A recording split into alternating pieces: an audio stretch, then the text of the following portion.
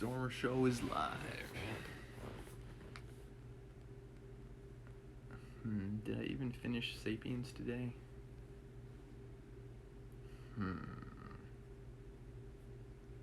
I can't recall if I did or not.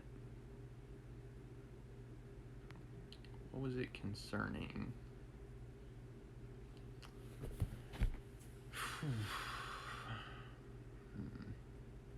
I remember yesterday was Gilgamesh Project, the principle and concept that people can live a very long time.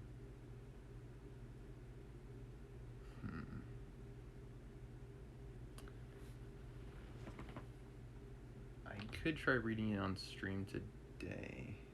Let's see, I need the Kindle app. Alright, yeah, let me just try reading it on stream. And then I'll head into Dorian today. So it'll be a 2-for-1 special today. Okay. Hold on, guys, it's loading.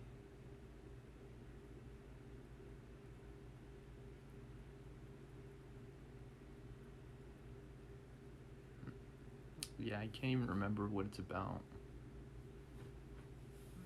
I can't.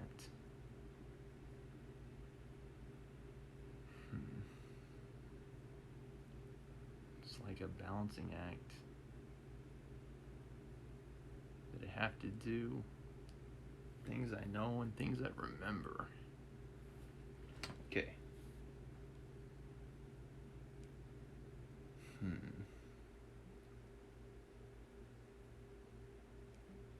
Justice, vengeance.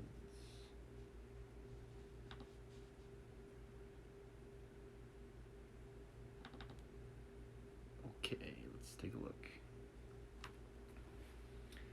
A brief history of humankind. Alright, hold on, guys. As I've said, I'll try to tackle 2 chapters of Dorian today.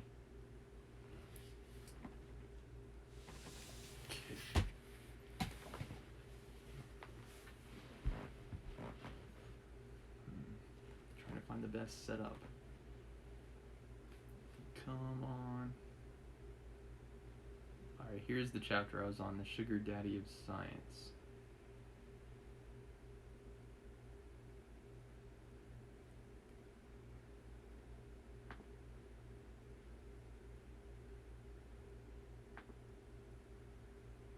Okay, yeah, I'll read.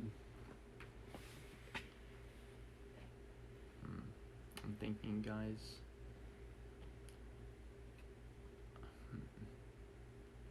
It's the best setup.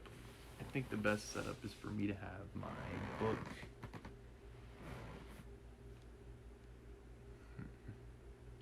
Because I want you guys to be able to see me too. Alright, yeah, I think this is fine. Yeah, I'll just turn like that. Okay, the sugar daddy of science. I'm gonna get my real-time reaction to Yuval, what he writes.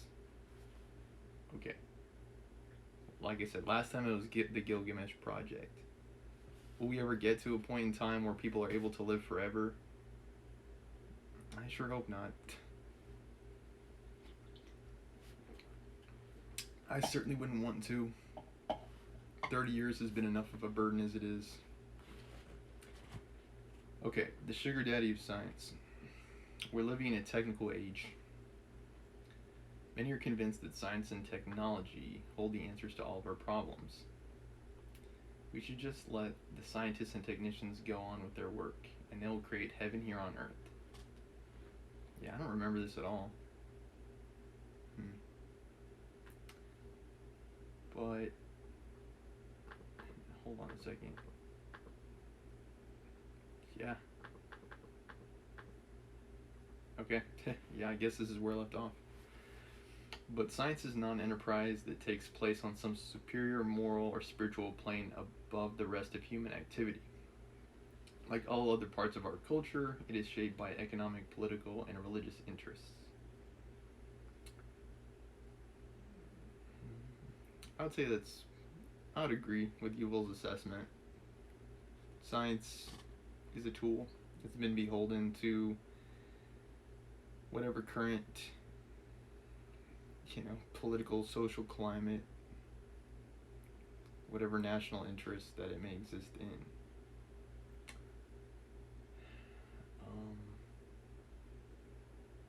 Yeah, it's a part of the culture that it belongs to. Science is a very expensive affair. A biologist seeking to understand the human immune system requires laboratories, test tubes, chemicals, and electron microscopes. Not to mention lab assistants, electricians, plumbers, and cleaners. True. It's not just the price of the education that you have and are provided, but the price of research. Yeah. It costs a lot. An economist seeking to model credit markets must buy computers, set up giant data banks, and develop complicated data processing programs. An archaeologist who wishes to understand the behavior of archaic hunter-gatherers must travel to distant lands, excavate ancient ruins, and date fossilized bones and artifacts. What's interesting here is that Yuval has spelled artifacts with an E, and I'm not sure why. All of this costs money.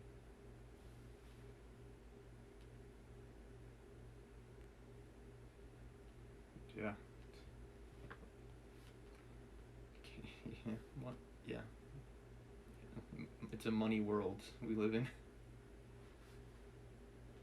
During the past 500 years, modern science has achieved wonders thanks largely to the willingness of governments, businesses, foundations, and private donors to channel billions of dollars into scientific research.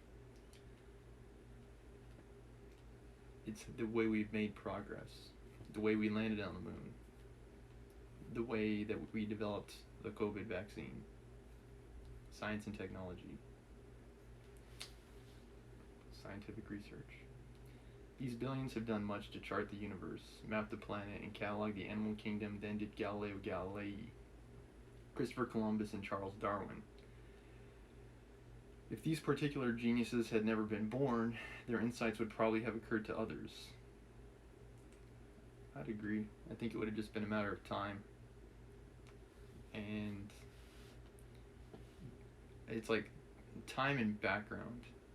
Someone with a close enough profile to Charles Darwin could have possibly found similar findings to him.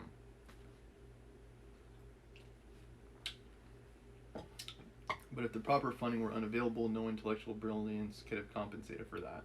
If Darwin had never been born, for example, we today attribute the theory of evolution to Alfred Russel Wallace, who came up with the idea of evolution via natural selection independently of Darwin and just a few years later.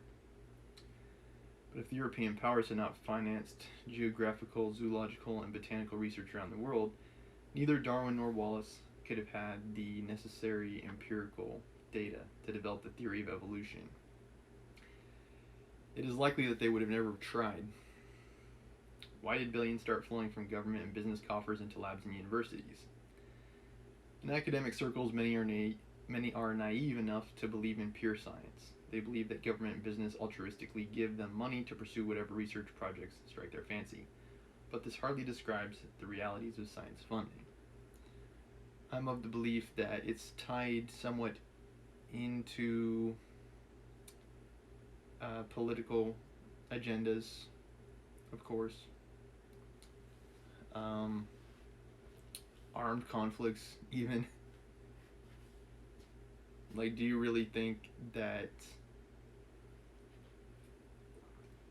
the US would have developed nuclear weapons? You know what I mean? It's like the entire reason why some of these scientific pursuits were undergone is for the sake of advantage. It's like we wanted an advantage over Germany at the time.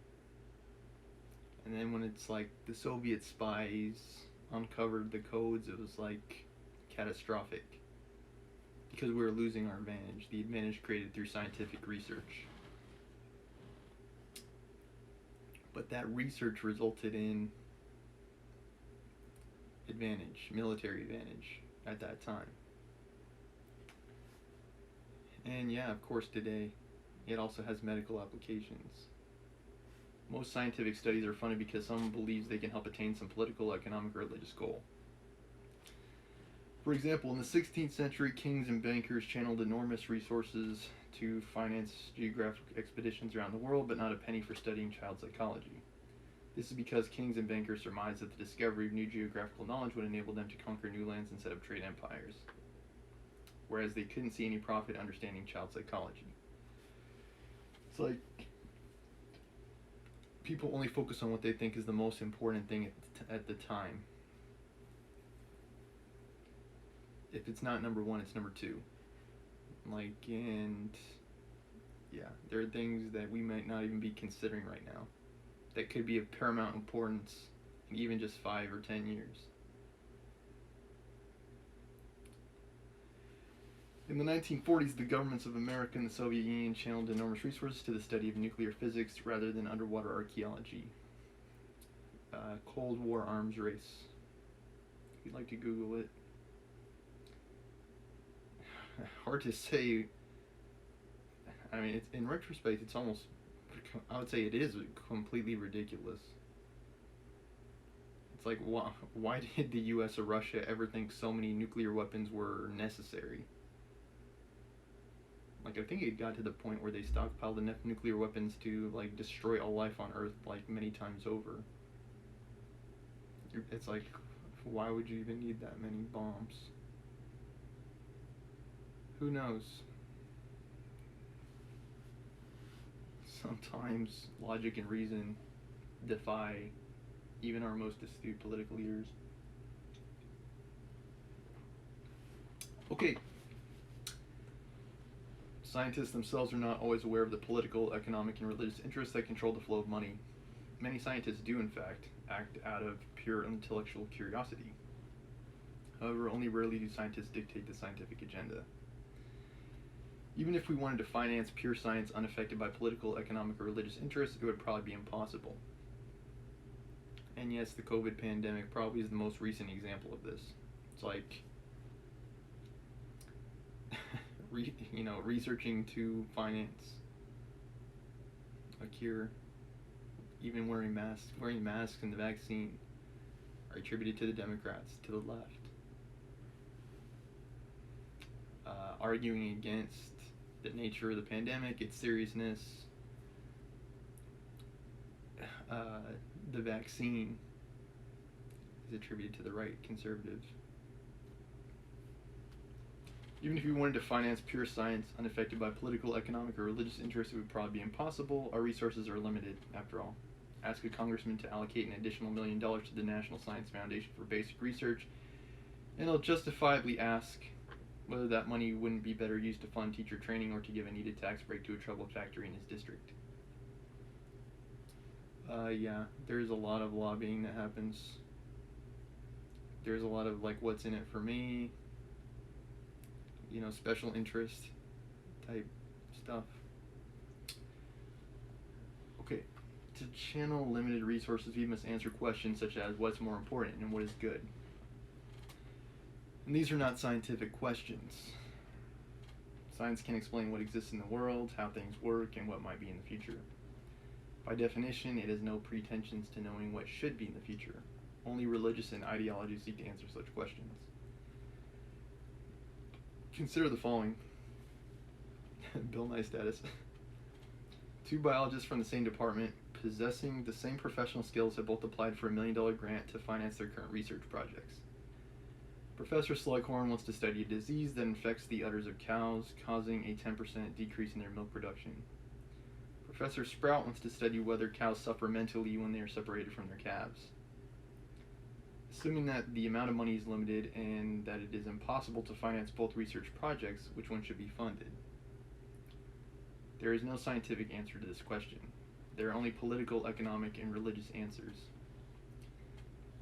It's hard to qualify. Some things just cannot be qualified. In today's world, it's obvious that Slughorn has a better chance of getting the money. Not because udder diseases are scientifically more interesting than bovine mentality, but because the dairy industry, which stands to benefit from the research, has more political and economic clout than the animal rights lobby. like there's always an agenda. Perhaps in a strict Hindu society where cows are sacred, or in a society committed to animal rights, Professor Sprout would have a better shot. But as long as she lives in a society that values the commercial potential of milk and the health of its human citizens over the feelings of cows, she'd best write up her research proposal so as to appeal to those assumptions. It's like people are more interested in the implications of scientific findings than of the pursuit itself. Like, yeah. They want to know, like, what it really means, like, what it's really going to mean, what it suggests, how it's going to benefit anyone from a monetary perspective or political perspective. Yeah, who's this going to make look good? Who's this going to benefit? But as long as she lives in a society that values the commercial potential of milk and the health of its human citizens over the feeling of cows, she'd best write up a research proposal. For example, she might write that depression leads to a decrease in milk production. If we understand the mental world of dairy cows, we would develop psychiatric medication that will improve their mood, thus raising milk production by up to 10%. I estimate that there is a global annual market of $250 million for bovine psychiatric medications. Science is unable to set its own priorities. It is also incapable of determining what to do with its discoveries. For example, with a purely scientific viewpoint, it is unclear what we should do with our increasing understanding of genetics. Should we use this knowledge to cure cancer, to create a race of genetically engineered supermen, or to engineer dairy cows with supersized udders? It is obvious that a liberal government, a communist government, a Nazi government, and a capitalist business corporation will use the very same scientific discovery for completely different purposes. And there is no scientific reason to prefer one usage over others. I don't think people ever stop to ask whether they should. They ask what's to gain. Like, what's to gain, I think, is probably the prevailing mindset for most people in charge. In short, scientific research can flourish only in alliance with some religion or ideology. The ideology justifies the cost of the research. In exchange, the ideology influences the scientific agenda and determines what to do with the discoveries. Hence, in order to comprehend how humankind has reached Alamogordo on the moon, rather than any number of alternative destinations, it's not enough to survey the achievements of physicists, biologists, and sociologists. We have taken into account the ideological, political, and economic forces that shaped physics, biology, and sociology, pushing them in certain directions while neglecting others.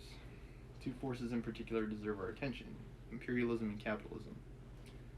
The feedback loop between science, empire, and capital has arguably been history's chief engine for the past 500 years.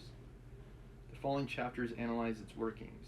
First, we'll look at how the twin turbines of science and empire were latched to one another, and then learn about how they were both hitched up to the money pump of capitalism.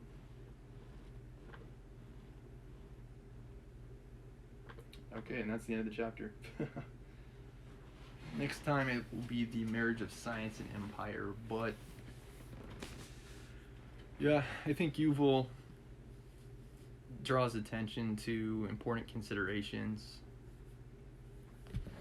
It's like ramping up a lot the rate and speed of research, science, technology. Whew. All right, let's take a look at Dorian. Chapter 17. Today I'll be I will be completing 17 and 18 on stream. And then the hope is that we'll complete the last two chapters tomorrow. Yeah, based on the length of each chapter, I think that's reasonable. Two chapters per day, today and tomorrow. Okay. And yeah, I may also cover the endnotes tomorrow too, depending on how I feel. Okay, chapter 17. I just can't assume.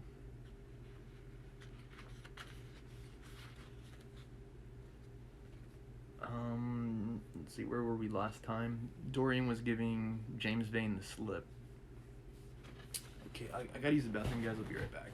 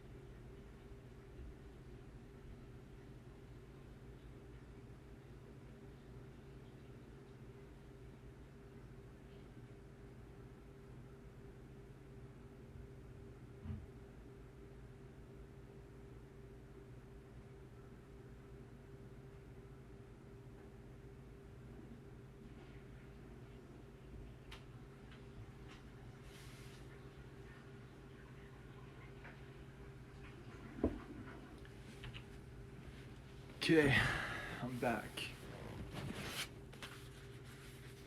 Alright, but yeah, James Vane.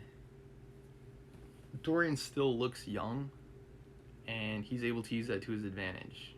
He's able to say, like, if I was the one who killed your sister, wouldn't I look older? And yeah, he's able to give James the slip. A week later, Dorian Gray was sitting in the conservatory at Selby Royal, talking to the pretty Duchess of Monmouth, who with her husband, a jaded-looking man of 60, was among his guests. It was tea time. In the mellow light of the huge lace-covered lamp that stood on the table lit up the delicate china and hammered silver of the service at which the Duchess was presiding. Her white hands were moving daintily among the cups, and her full red lips were smiling at something that Dorian had whispered to her. Lord Henry was lying back in a silk-draped wicker chair looking at them. On a peach-colored divan sat Lady Narborough, pretending to listen to the Duke's description of the last Brazilian beetle that he added to his collection. 3 young men in elaborate smoking suits were handing tea cakes to some of the women. The house party consisted of 12 people, and there were more expected to arrive on the next day. "What are you two talking about?" said Lord Henry, strolling over to the table and putting his cup down. "I hope Dorian has told you about my plan for rechristening everything, Gladys. It's a delightful idea." "But I don't want to be rechristened, Harry," rejoined the Duchess, looking up at him with her wonderful eyes. "I'm quite satisfied with my own name, and I'm sure Mr. Gray should be satisfied with his." "My dear Gladys, I would not alter either name for the world. They are both perfect. I was thinking chiefly of flowers. Yesterday I cut an orchid from my buttonhole. It was a marvelous spotted thing, and as effective as the 7 deadly sins. In a thoughtless moment I asked one of my gardeners what it was called. He told me it was a fine specimen of Robinsoniana, or something dreadful of that kind. It is a sad truth, but we have lost the faculty of giving lovely names to things. Names are everything. I never quarrel with actions. But one quarrels with words. That is the reason I hate vulgar realism in literature. The man who could call a spade should be compelled to use one. It is the only thing he is fit for." "And what should we call you, Harry?" she asked. "His name is Prince Paradox," said Dorian. "I recognize him in a flash," exclaimed the Duchess. "I won't hear of it," laughed Lord Henry, sinking into a chair. "From a label there is no escape. I refuse the title."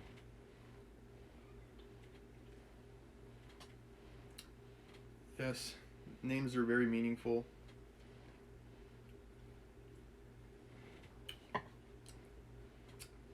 And as I remarked, like, you can even do a cool social experiment. Just like go around to the grocery store and ask like 10 people that you run into, "Excuse me, what's your name?" And yeah, I think what you'll find is that guys, for one, are more likely to give you their name. Women might be more reluctant, like, "Why do you want to know?" Because like names have a certain power. It's like your whole, like, once someone knows your name, like your actual name, they know your identity. And yeah, it's like they call me Evan. That's my actual name. I didn't actually choose my name though. My mom gave it to me when I was born. It's like one of those weird things. It's like, that is my name. But yeah, they say it means young warrior. Young warrior. Yeah, I don't know. Stormer, of course, being my last name.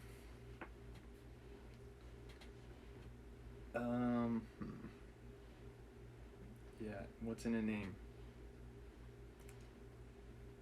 Yeah, some people wear badges, name badges, to get around that. The process of introduction. I've never really put too much thought into it. If I don't know someone's name, it's like, excuse me, what's your name? It's like, oh, my name is that. And then in return, in exchange, I give them my name.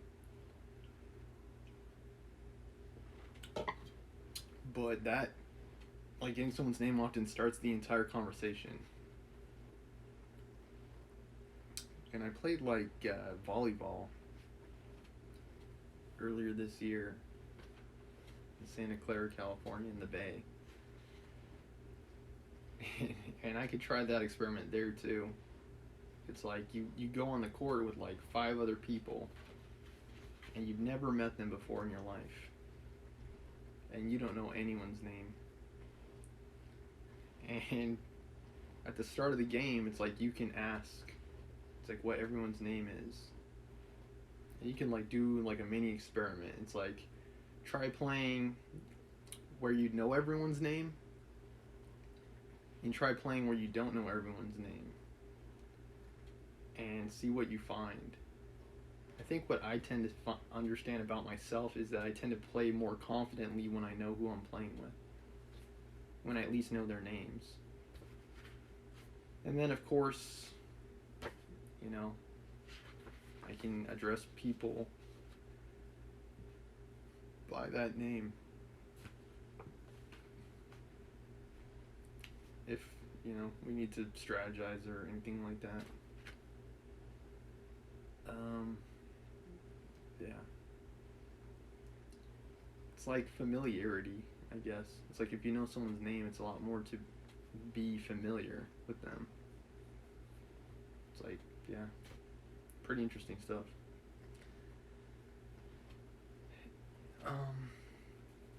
As we might recall too, Sybil actually didn't know Dorian's name for a while. She called him Prince Charming.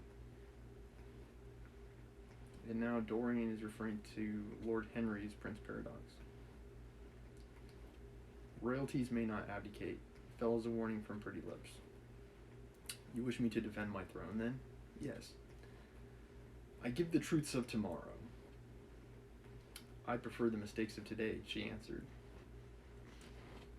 You disarm me, Gladys, he cried, catching the willfulness of her mood. Of your shield, Harry, not of your spear. She has an interesting way of speaking, I'll say that. Like, I never tilt against beauty, he said with a wave of his hand. That is your error, Harry, believe me. You value beauty far too much. How can you say that?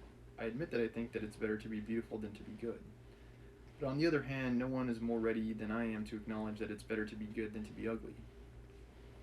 Ugliness is one of the 7 deadly sins, then, cried the Duchess. The 7 deadly sins. Let's see if I can remember them. La la la la. Greed, lust, wrath. That's 3, right?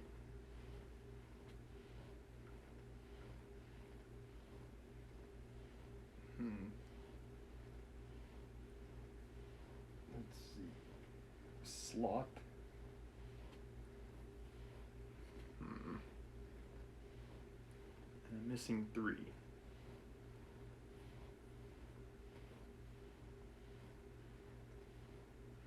Yeah, I'm missing 3.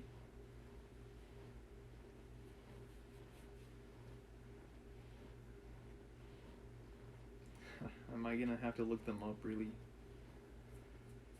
I think so. I'm trying to remember that movie Seven with Brad Pitt and Morgan Freeman. I'm trying to use that to help me with some of them. It's like,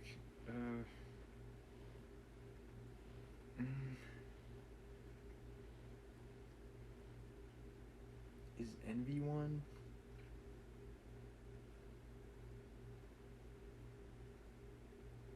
Gluttony is one. Yeah, gluttony is one.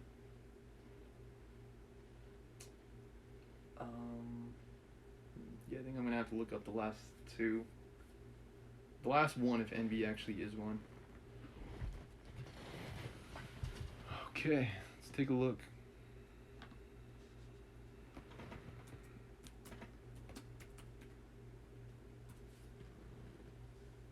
And yes, there's an anime based on it.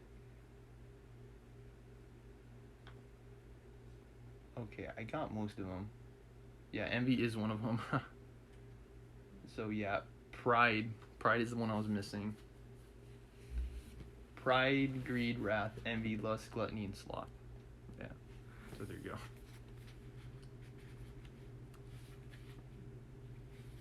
Kind of ironic.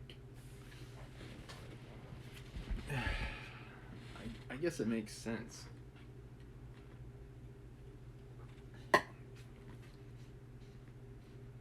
Humility, I guess, is pride's enemy.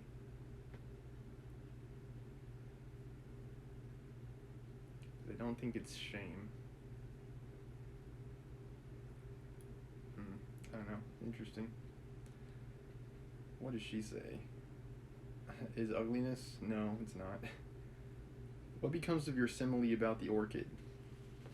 Ugliness is one of the 7 deadly virtues, Gladys. You as a good Tory must not underrate them. Beer, the Bible, and the 7 deadly virtues have made our England what she is. You don't like your country then? She asked.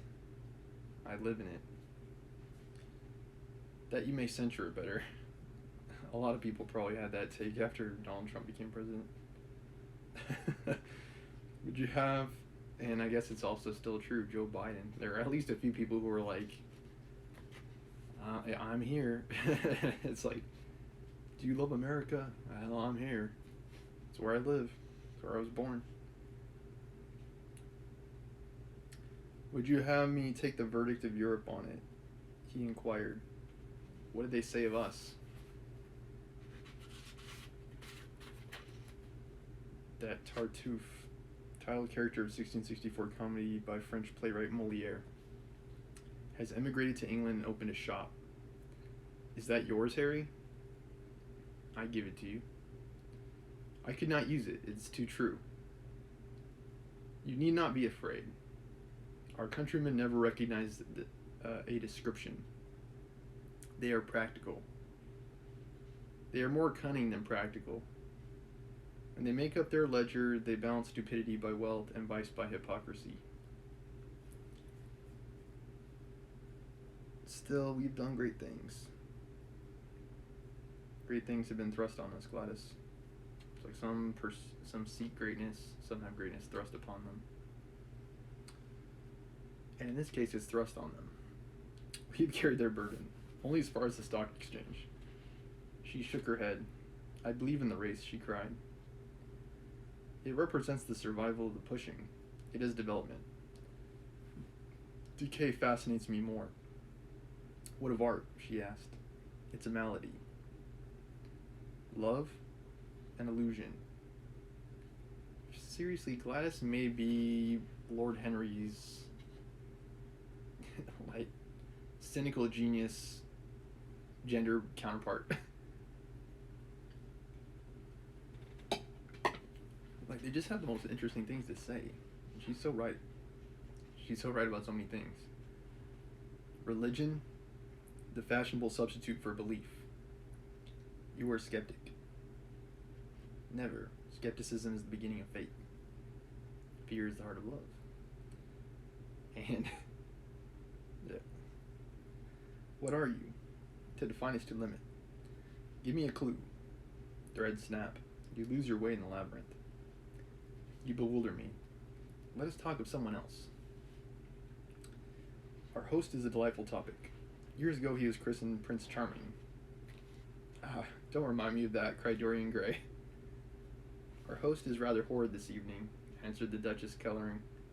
I believe he thinks that Monmouth married me on purely scientific principles as the best specimen he could find of a modern butterfly. Well, I hope he won't stick pins into you, Duchess, laughed Dorian. Oh, my maid does that already, Mr. Gray, when she's annoyed with me. And what does she get annoyed with you about, Duchess? For the most trivial things, Mr. Gray, I assure you.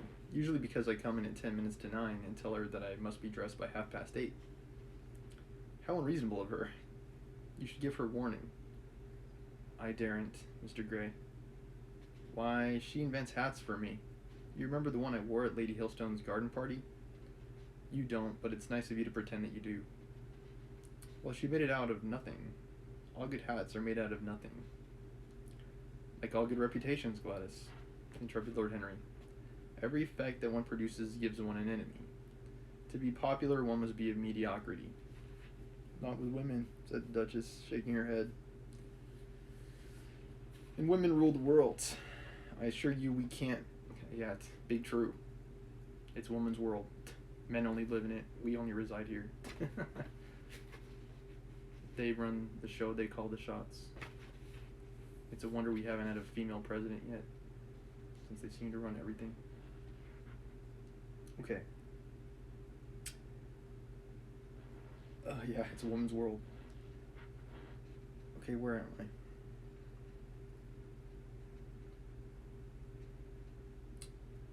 Yeah, after she dropped that truth bomb, I had to remark on it. I assure you that we can't bear mediocrities. We women, as some would say, love with our ears, just as you men love with your eyes, if you ever love at all. Again, big true. Big true. It seems to me that we never do anything else, murmured Dorian. Ah, then you never really loved, Mr. Gray, answered the Duchess with mock sadness. My dear Gladys, cried Lord Henry, how can you say that? Romance lives by repetition, and repetition converts an appetite into art.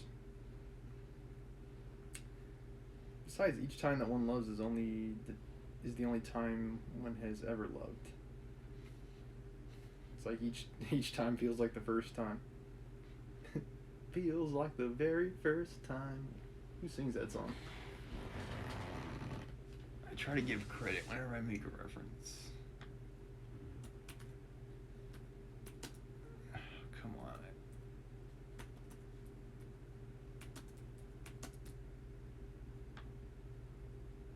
Foreigner. Yeah, that makes sense. Sounds like it. I got something in my eye.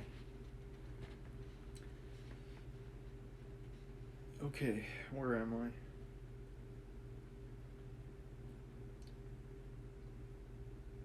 Yeah, each time that one loves is the only time one has ever loved. Difference of object does not alter singleness of passion. It merely intensifies it. We can have in life but one great experience at best, and the secret of life is to reproduce that experience as often as possible. It's like, try to experience ecstasy, and then just try to experience it as many times as you can until you're dead, and then that's a good life. It's like how a lot of mammals are. It's like, just keep chasing that high. Yeah, keep chasing that high. It's like rooted in the brain, in a way. Yeah, it's like dopamine. It's like your brain tells you it's something cool and nice, and then you keep doing it. Yeah. It's like drugs. Even when one has been wounded by it, Harry, asked the Duchess after a pause. Once bitten, twice shy, Duchess. Especially when one has been wounded by it, answered Lord Henry. The Duchess turned and looked at Dorian Gray with a curious expression in her eyes. What do you say to that, Mr. Gray? She inquired. Dorian hesitated for a moment, then he threw his head back and laughed. I always agree with Harry, Duchess. Even when he's wrong? Harry's never wrong, Duchess. And does his philosophy make you happy? I have never searched for happiness. Wise lad. Who wants happiness? I have searched for pleasure. And found it, Mr. Gray? Often. Too often. Yeah. Again. He has looks and wealth. Pleasure is not hard to find. That's not hard to find for him at all. And found it, Mr. Gray? Too often. The Duchess sighed. I am searching for peace, she said. And if I don't go and dress, I shall have none this evening. Let me get you some orchids, Duchess, cried Dorian, starting to his feet and walking down the conservatory. You're flirting disgracefully with him, said Lord Henry to his cousin. You'd better take care. He's very fascinating. If he were not, there'd be no battle. Greek meets Greek, then? I'm on the side of the Trojans. They fought for women. Helen of Troy. They were defeated. There are worse things than capture, she answered. You gallop with a loose rein. Pace gives life, was the riposte. Quick, retaliatory reply. I shall write it in my diary tonight. What? That a burnt child loves the fire. I'm not even singed.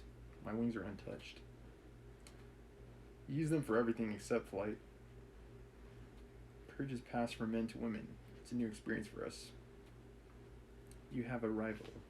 Who? He laughed. Lady Narborough, he whispered. She perfectly adores him. You fill me with apprehension. The appeal to antiquity is fatal to us who are romanticists. Romanticists? You've all the methods of science. Men have educated us, but not explain you. Describe us as a sex, was her challenge. Sphinxes without secrets. She looked at him, smiling. How long Mr. Gray is, she said. Let us go and help him. I have not yet told him the color of my frock.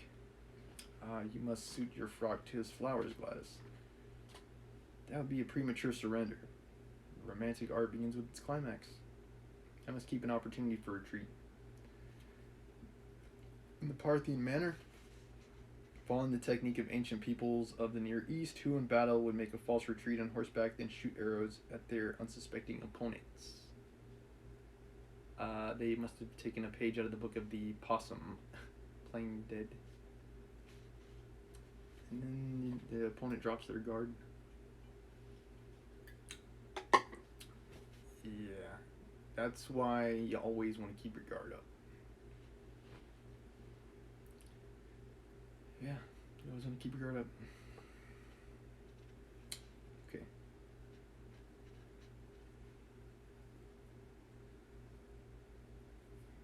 And yeah. Always keep your guard up and always finish the job. Okay. Alright, where am I?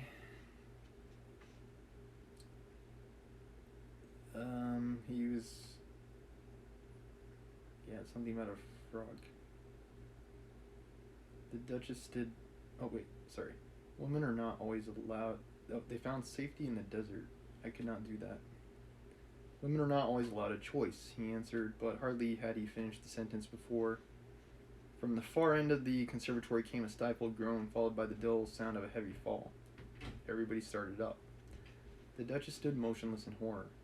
And with fear in his eyes, Lord Henry rushed through the flapping palms to find Dorian Gray lying face downward on the tiled floor in a death-like swoon. What happened? He was carried at once into the blue drawing room and laid upon one of the sofas. After a short time he came to himself and looked around with a dazed expression. I guess he just got sick or something. What has happened? He asked. Oh, I remember. Am I safe here, Harry? He began to tremble. Yeah, like maybe he had like he lost he like fainted or something like that. My dear Dorian, answered Lord Henry, you merely fainted. That was all. You must have overtired yourself. You'd better not come down to dinner. I'll take your place. I wonder what brought it on. Maybe all the dialogue. He's like, no, I will come down, he said, struggling to his feet. I'd rather come down. I must not be alone. He went to his room and dressed. There was a wild recklessness of gaiety in his manner as he sat at the table, but now and then a thrill of terror ran through him when he remembered that, pressed against the window of the conservatory like a white handkerchief, he had seen the face of James Vane watching him. The lady must have tipped off James Vane, and James Vane must have followed him back. I wonder if James Vane will take the opportunity in the next chapter to enact his vengeance. Alright, let's continue. I'll continue into chapter 18. This is chapter 18 we're on now. XV I, Captain. And, yeah. This is the chapter I'll be ending on for today. Let me change the camera a little bit so I'm more up. There we go. Okay. I'm more centered, I should say. Okay. The next day he did not leave the house, and indeed spent most of the time in his own room, sick with the wild terror of dying, and yet indifferent to life itself. The consciousness of being hunted, snared, tracked down had begun to dominate him. His mind's playing tricks on him. Dun, dun, dun, dun, dun, dun, dun. Ghetto Boys tribute. If the tapestry did but tremble in the wind, he shook. The dead leaves that were blown against the leaded panels seemed to him like his own wasted resolutions and wild regrets. When he closed his eyes, he saw again the sailor's face peering through the mist-stained glass, and horror seemed once more to lay its hand upon his heart. Hard to know here if he's hallucinating James Vane or if he's actually there. But perhaps it had been only his fancy that had called vengeance out of the night, and set the hideous shapes of punishment before him. Actual life was chaos, but there was something terribly logical in the imagination. It was imagination that set remorse to dog the feet of sin. It was the imagination that made each crime bear its misshapen brood. In the common world of fact, the wicked were not punished, nor the good rewarded. Success was given to the strong, failure thrust upon the weak. Such is the cruel bitterness of life. That was all. Besides, had any stranger been prowling around the house, he would have seen by the servants or the keepers. He had been seen by one of them. Had any footmarks been found on the flower beds, the gardeners would have reported it. Yes, it had been merely fancy. Sybil Vane's brother had not come back to kill him. It was all in his head. He'd sailed away in his ship to founder in some winter sea. From him, at any rate, he was safe. Why the man did not know who he was, could not know who he was. The mask of youth had saved him. And yet, if it had been merely an illusion, how terrible it was to think that conscience could raise such fearful phantoms and give them visible form, and make them move before one.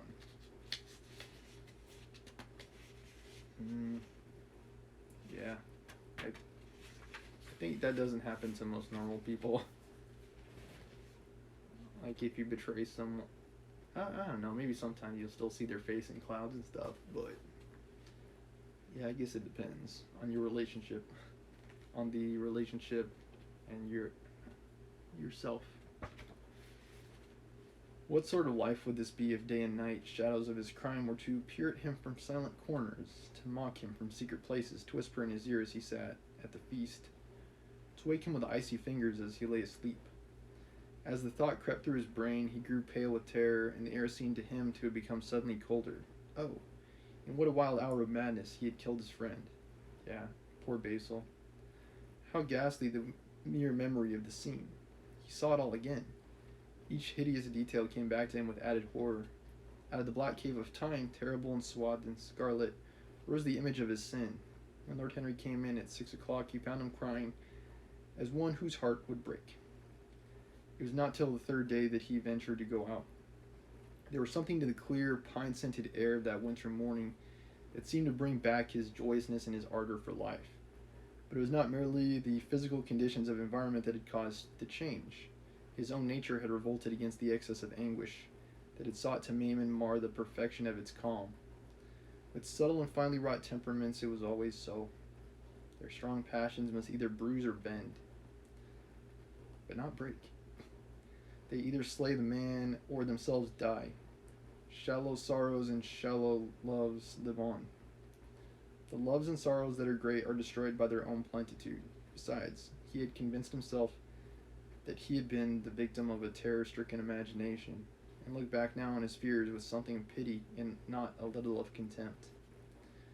After breakfast, he walked with the Duchess for an hour in the garden, and then drove across the park to join the shooting party. The crisp frost lay like salt upon the grass. The sky was an inverted cup of blue metal. A thin film of ice bordered the flat, reed-grown lake. At the corner of the pinewood he caught sight of Sir Geoffrey Clouston, the Duchess's brother, jerking 2 spent cartridges out of his gun. He jumped from the cart, and having told the groom to take the mare home, made his way toward his guest through the withered bracken, those are large ferns, and rough undergrowth. "Have you had good sport, Geoffrey?" he asked. "Not very good, Dorian. I think most of the birds have gone to the open. I dare say it will be better after lunch when we get to new grounds." Dorian strolled along by his side. The keen, aromatic air, the brown and red light that glimmered in the wood, the hoarse cries of the beaters, ringing out from time to time, and the sharp snap of the gun that followed, fascinated him with a sense of delightful freedom. He was dominated by the carelessness of happiness, by the high indifference of joy. Suddenly, from a lumpy tussock of old grass, some 20 yards in front of them, with black-tipped ears erect and long hinder limbs throwing it forward, stared a hare. It bolted for a thicket of alders. Sir Geoffrey put his gun to his shoulder, but there was something in the animal's graceful movement that strangely charmed Dorian Gray, and he cried out at once, "Don't shoot it, Geoffrey! Let it live!"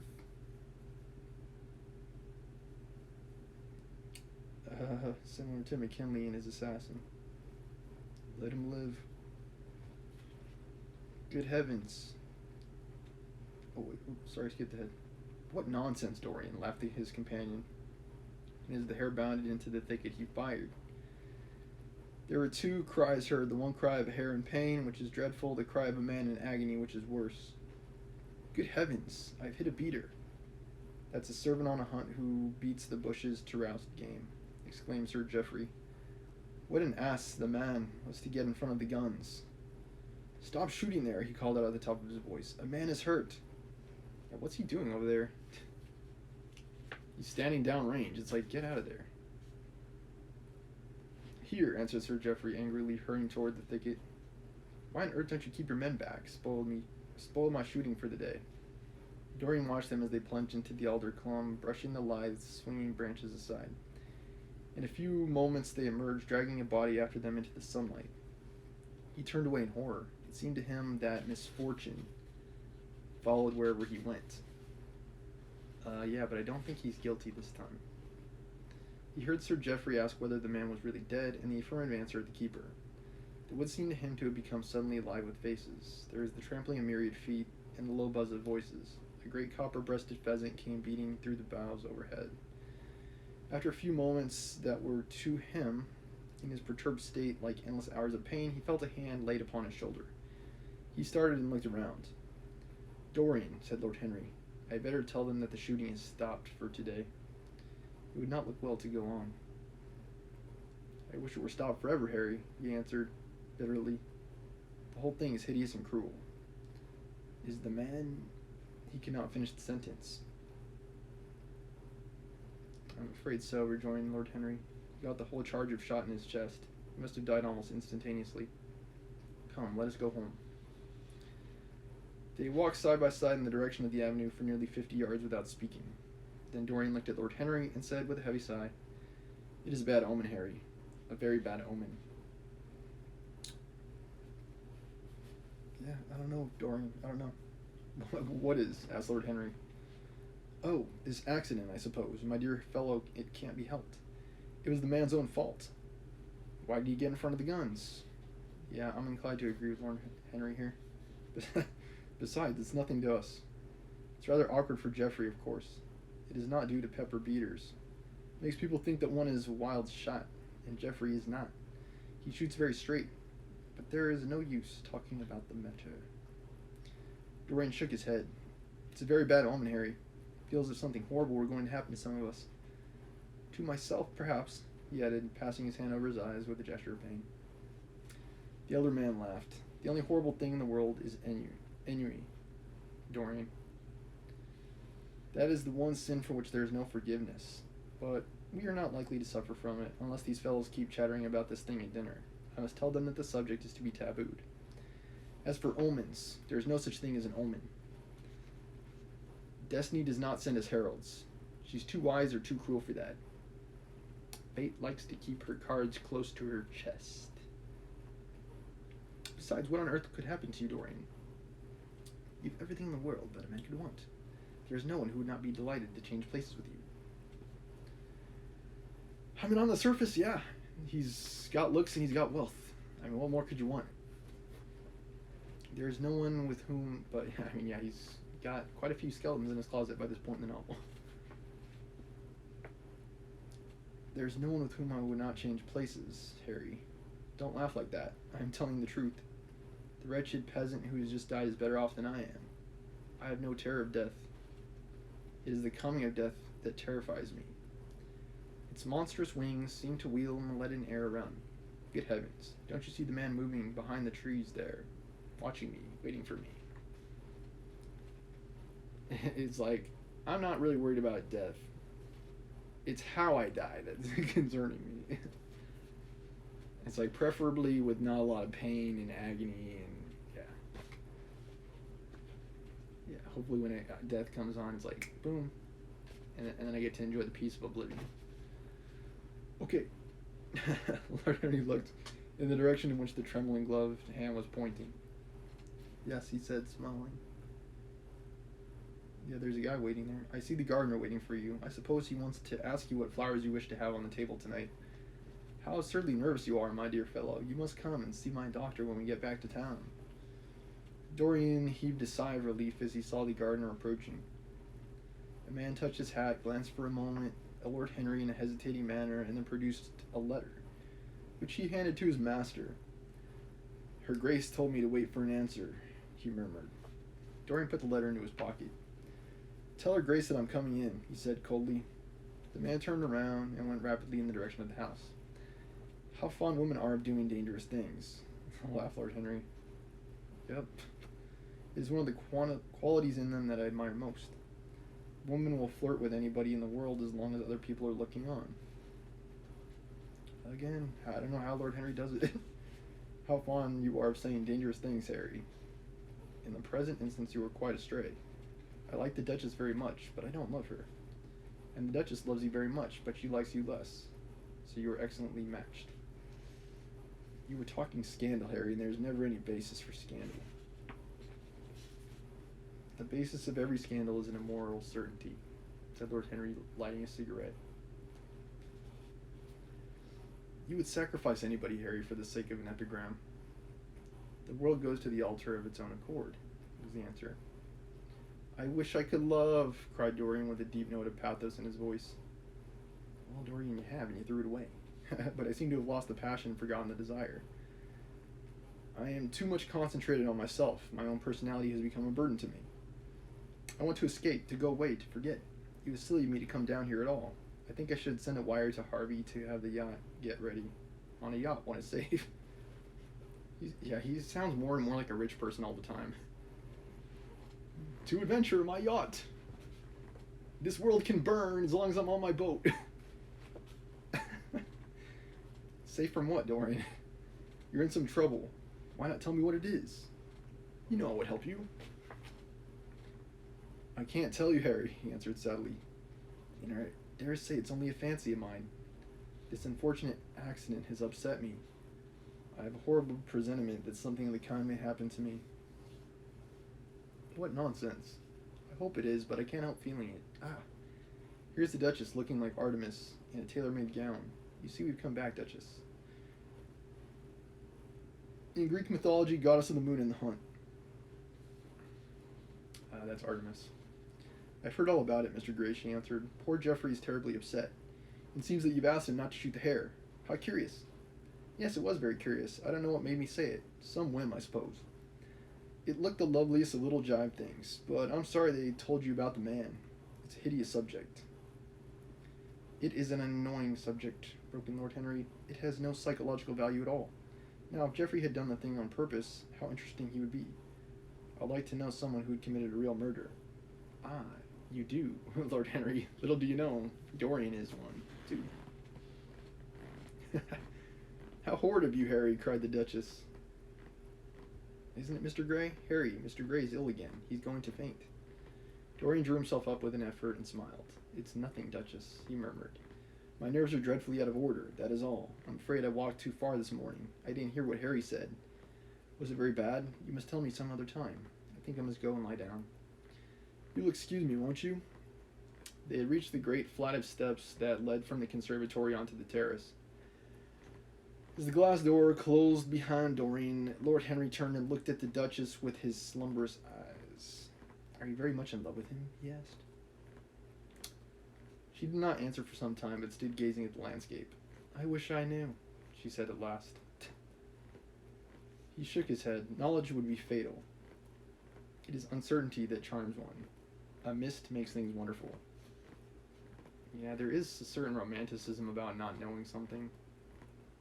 It's like, yeah, the air of mystery. There's just something romantic about it. It's like whether it's a situation or a person, it's like if you don't know something about them, it has a strange allure. One may lose one's way. All ways end at the same point, my dear Gladys. What's that? Disillusion. The true cynic. It was my debut in life, she sighed. It came to you crowned. I'm tired of strawberry leaves. Decorations on a duke's crown. They become you. Only in public. You would miss them, said Lord Henry. I will not part with a petal. Monmouth has ears. Old age is dull of hearing. He has never been jealous? I wish he had been. He glanced about as if in search of something. What are you looking for? She inquired. The button from your foil, he answered. You've dropped it. She laughed. I have still the mask. It makes your eyes lovelier, was his reply. She laughed again. Her teeth showed like white seeds in a scarlet fruit. Upstairs in his own room, Dorian Gray was lying on a sofa with terror in every tingling fiber of his body. Life had suddenly become too hideous a burden for him to bear. The dreadful death of the unlucky beater, shot in the thicket like a wild animal, had seemed to him to prefigure death for himself also. He nearly swooned at what Lord Henry had said in a chance mood of cynical jesting. At 5 o'clock, he rang his bell for his servant and gave him orders to pack his things for the night, express to town, and to have the brougham at the door by 8:30. He was determined not to sleep another night at Selby Royal. It was an ill-omened place. Death walked there in the sunlight. The grass of the forest had been spotted with blood. He's like, something bad is happening here. I want to go. Can I go now? Then he wrote a note to Lord Henry telling him that he was going up to town to consult his doctor and asking him to entertain his guests in his absence. As he was putting it into the envelope, a knock came to the door, and his valet informed him that the head keeper wished to see him. He frowned and bit his lip. Send him in, he muttered, after some moments' hesitation. As soon as the man entered, Dorian pulled his checkbook out of a drawer and spread it out before him. I suppose you've come about the unfortunate accident this morning, Thornton, he said, taking up the pen. Yes, sir, answered the gamekeeper. Was the poor fellow married? Had he any people dependent on him? Asked Dorian, looking bored. If so, I should not like them to be left in want, and will send them any sum of money you may think is necessary. We don't know who he is, sir. That is what I took the liberty of coming to you about. Don't know who he is, said Dorian listlessly. What do you mean? Wasn't he one of your men? No, sir. Never saw him before. Seems like a sailor, sir. James? The pen dropped from Dorian Gray's hand, and he felt as if his heart had suddenly stopped beating. A sailor, he cried. Did you say a sailor? Yes, sir. He looks as if he'd been a sort of sailor, tattooed on both arms, and that kind of thing. Was there anything found on him? Said Dorian, leaning forward and looking at the man with startled eyes. Anything that would tell his name? Some money, sir, not much, and a six-shooter. There is no name of any kind. A decent-looking man, sir, but rough-like. A sort of sailor, we think. Dorian started to his feet. A terrible hope fluttered past him. He clutched at it madly. Where is the body? He exclaimed. Quickly, I must see it at once. It is in an empty table at the home farm, sir. The folk don't like to have that sort of thing in their homes. They say a corpse brings bad luck. If that's true, one of my favorite parts is an unlucky place. The home farm. Go there at once and meet me. Tell one of the grooms to bring my horse around. No, never mind. I'll go to the stables myself. It will save time. In less than a quarter of an hour, Dorian Gray was galloping down the long avenue as hard as he could go. The trees seemed to sweep past him in spectral procession, and wild shadows to fling themselves across his path. Once the mare swerved at a white gate-post and nearly threw him. He lashed her across the neck with his crop. She cleft the dusky air like an arrow. The stones flew from her hoofs. At last he reached the home farm. Two men were loitering in the yard. He leaped from the saddle and threw the reins to one of them. In the farthest stable, the light was glimmering. Is he going to catch the heat for James' death too? And yeah, what was James doing standing down there? Something seemed to tell him that the body was there, and he hurried to the door and put his hand upon the latch. There he paused for a moment, feeling that he was on the brink of a discovery that would either make or mar his life. Then he thrust the door open and entered. On a heap of sacking in the far corner was lying the dead body of a man, dressed in a coarse shirt and a pair of blue trousers. A spotted handkerchief had been placed over the face. A coarse candle, stuck in a bottle, sputtered beside it. Dorian Gray shuddered. He felt that this could not be the hand to take the handkerchief away, and called out to one of the farm servants to come to him. Take that thing off the face. I wish to see it, he said, clutching at the doorpost for support. When the farm servant had done so, he stepped forward. A cry of joy broke from his lips. The man who had been shot in the thick was James Vane. So freaking sad, if you think about it. He stood there for some minutes, looking at the dead body. As he rode home, his eyes were full of tears, for he knew he was safe.